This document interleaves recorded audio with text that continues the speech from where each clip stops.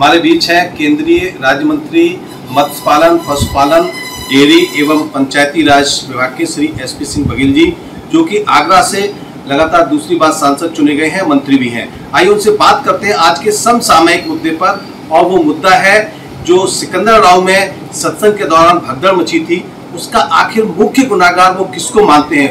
हालांकि एक सप्ताह बीत गया है, इस पर मंथन हो रहा है, आयोग बने हैं, जांच आयोग कमेटियां हैं, लेकिन उनका क्या मत है इस पे, कौन इसके लिए दोषी है? सबसे पहले तो इस दुर्घटना के प्रति अपनी शोक संवेदना व्यक्त करता हूँ। मेरी अपनी लोकसभा के 17 लोग हादस की दुर्घटना में वो मरे, जिसमें मैं आज जो यहाँ जलेसन में बैठा हूँ वो भी हमारी 2 बच्चियाँ महानवी गाँव की और एक हुई है, उसके लिए ही मैं इस समय यहाँ पर बैठा हूँ। मुआवजा मुख्यमंत्री जी ने घोषणा की और केंद्र ने मिल रहा है। न्यायिक आयोग 3 जजों की 3 सदस्य हो गया, वो जो रिपोर्ट देंगे वो मान लेगा। प्रशासनिक दृष्टिकोण से additional director general of police Agra और कमिश्नर को प्रशासनिक जांच दी गई। तो जब भी कोई घटना होती है तो तरीका एक ही है कि कमीशन बनाया जाए और कमीशन जो कहे उसको माना जाए। तो कमीशन की रिपोर्ट आएगी, वो जिसके भी विरुद्ध आएगी, जिसकी जितनी लायबिलिटी होगी, जितनी जिम्मेदारी होगी, उसके अनुसार सुसंगत धाराओं में उन लोगों के खिलाफ जो पंजीकृत होगा और कार्रवाई होगी। सर, अखिलेश यादव ने इस पर ऑब्जेक्शन ये जताया है कि उनका कहना है जो लोग दूर थे इस कार्यक्रम से उनको गिरफ्तार किया जा रहा है, और जो इस तरह की गिरफ्तारियां हो रही हैं यही बहुत बड़ा षड्यंत्र है इस मामले में। इस पर आप क्या कहें? विपक्ष के नेता के रूप में इससे ज़्यादा उनसे हम कुछ उम्मीद कर भी नहीं रहे कि वो कुछ पॉजिटिव बोलेंगे। मैंने कहा ना कि आयोग के गठन होने पर कुछ भी कहना ये जुडिशरी का अपमान है कि हम बस हम MP MLA उसके बारे में कुछ बोल रहे। सर, हमारे इस चैनल पर कई वहाँ चश्मदीद ऐसे हैं जिन्होंने कि न्यायिक आयोग में अपने बयान दर्ज कराए हैं, जो प्रशासनिक कमीशन में भी कराए हैं। उनका कहना है कि बाबा ये कहते थे कि हमारी चरण रज ले लो, इससे आपके कष्ट दूर होंगे, इसी की वजह से भगदड़ का कारण बताया जा रहा है। ये चश्मदीद जिन इंक्वायरी में बयान दर्ज हुए उनका कहना है, आपका क्या मत है? आयोग ऐसे लोगों से भी बात करेगा कि किसने क्या कहा, क्या लेना है क्या नहीं लेना है। आयोग इसी के लिए बैठा है और आयोग के सामने कोई भी व्यक्ति, आयोग कुछ लोगों को तो वीडियो देख के बुलाएगा, लेकिन कोई भी व्यक्ति जिसके पास किसी भी प्रकार की जानकारी है वो आयोग के पास जाकर के अपने बयानों को दर्ज करा सकता है। मंत्री जी, इतना बड़ा हादसा हो गया, 123 मौतों तक आंकड़ा पहुंचा, उत्तर प्रदेश के मुख्यमंत्री, चीफ सेक्रेटरी, DGP सबने विजिट किया, लेकिन अभी तक किसी अधिकारी के खिलाफ भी कोई कार्रवाई नहीं है, न किसी प्रशासन के खिलाफ है। सारे लोग क्या निर्दोष हैं इस मामले में? किसी के खिलाफ कोई कार्रवाई नहीं है, 1 सप्ताह बीत चुका है। आयोग के गठन करने के बाद और 2 सदस्यीय प्रशासनिक लोगों के गठन करने के बाद अगर राजनीतिक लोग निर्णय लेंगे तो फिर आयोग के गठन का औचित्य है। मंत्री जी, एक बहुत अहम सवाल जो कहा जा रहा है खासतौर से दलों द्वारा कि क्या SC वोटों के लालच में बीजेपी बाबा को पाक ओवर दे रही है और कोई कार्रवाई या FIR नहीं कर रही है, ये कहा जाता है। इस देश में कई लोकप्रिय महात्मा हैं, उनका नाम लेना आपके चैनल पर ठीक नहीं है, और आप देख रहे होंगे कि वो वर्षों से जेल में हैं। वो भी बहुत जनाधार वाले लोग थे, उनकी फॉलोइंग बहुत थी, मैं नाम नहीं लेना चाहूँगा, पूरा देश जानता है। और वो जेल गए, 10 साल के अंदर जो गए हैं भाजपा शासित राज्यों में बहुत से गए हैं, केंद्र में सरकार की, और उनकी बेल भी नहीं हो रही है।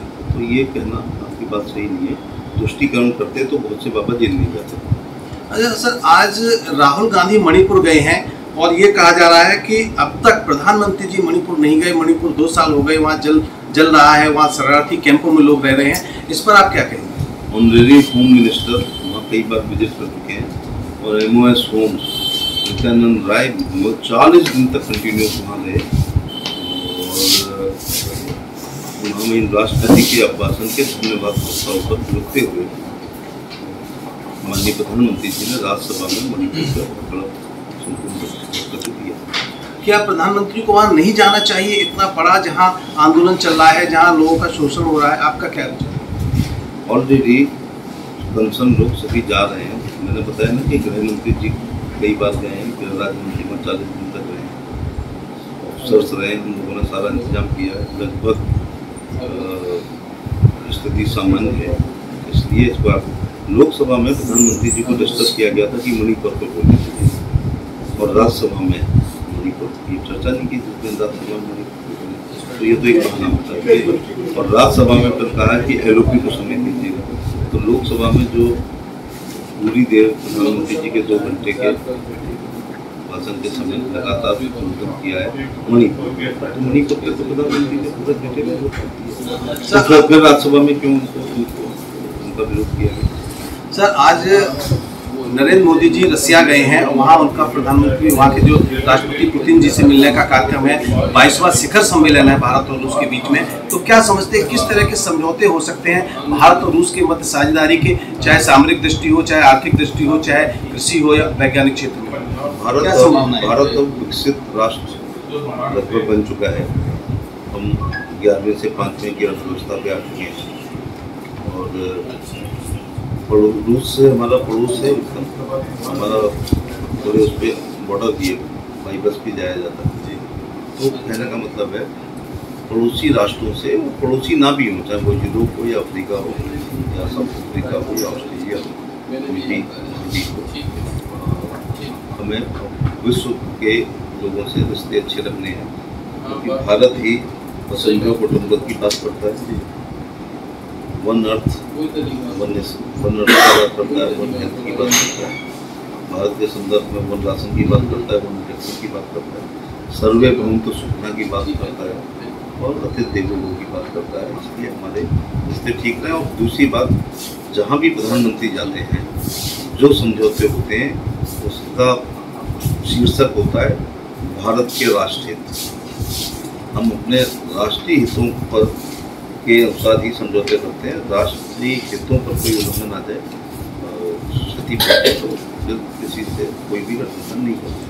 मुझे अंतिम सवाल ये है कि जैसे प्रधानमंत्री नरेंद्र मोदी जी रसिया गए हुए हैं, यूक्रेन और रसिया के बीच में युद्ध चल रहा है और 2 साल का लगभग समय होने जा रहा है। भारत ने पहले भी कोशिश की है इसको रुकवाने की। क्या ऐसी पहल भारत को करनी चाहिए कि पूरे वर्ल्ड का इशू है और भारत इसमें हमेशा मध्यस्थता की भूमिका में रहा है?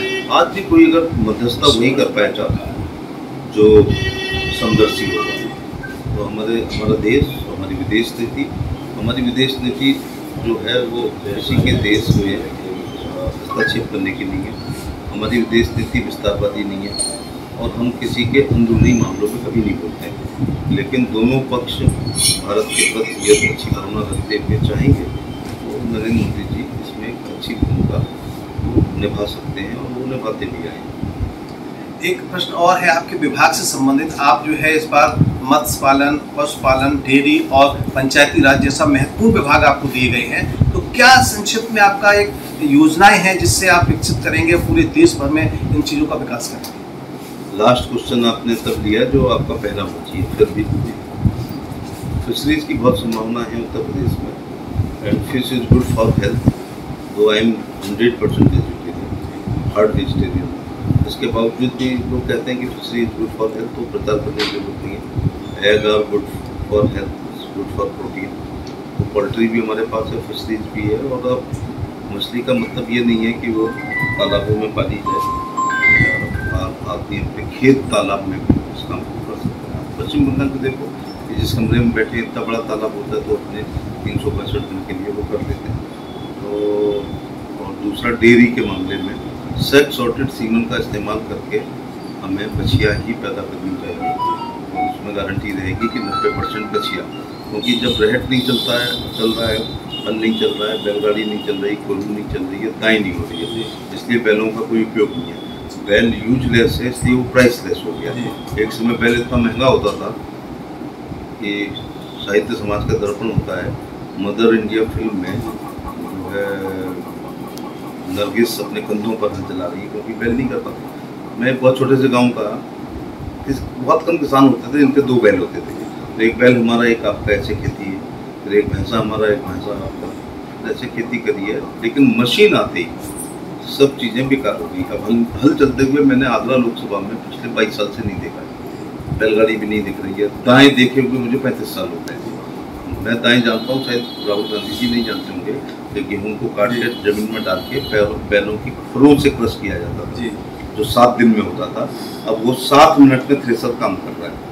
तो इसलिए बछड़े ना पैदा। एबीपी गंगा, खबर आपकी, जुबान आपकी।